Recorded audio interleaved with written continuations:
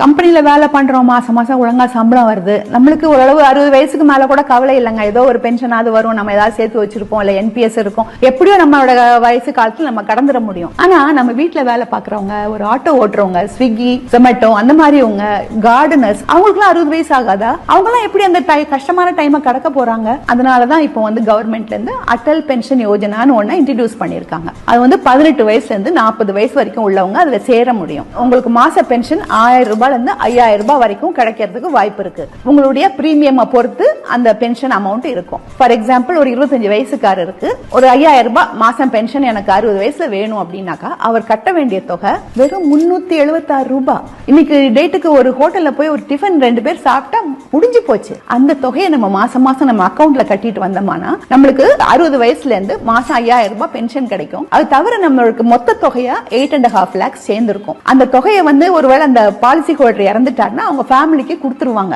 எத்தனையோ ஏமாத்து திட்டங்கள்ல போய் சேர்றதை விட இந்த மாதிரி கவர்மெண்டோட திட்டங்களை சேர்றது நல்லது இல்லையா? சோ ஒருவேளை உங்களுக்கு இது தேவைப்படாம இருக்கலாம். உங்க கம்பெனில ஒர்க் பண்றவங்க இருந்தா அவங்களுக்கு இந்த அக்கௌண்ட்ல சேர்த்து விடுங்க. அநேகமா எல்லா பேங்க்ஸ்லயுமே இது அவைலபிளா இருக்கு. உங்களுக்கு ஒரு எஸ்பி அக்கௌண்ட் இருந்தா இந்த அக்கௌண்ட்டை நீங்க சேர்த்து ஓபன் பண்ணிக்கலாம். ஒருவேளை யாரும் அதுக்காக பேங்க்குக்கு நீங்க போன உடனே வாங்க வாங்க இந்த அக்கௌண்ட்ல சேர்ந்துக்கோங்கன்னு சொல்ல போறது இல்ல. நம்மளாதான் கேட்டு இந்த அக்கௌண்ட்ல சேரணும், இல்லைன்னா மத்தவங்கள சேர்த்து விடணும்.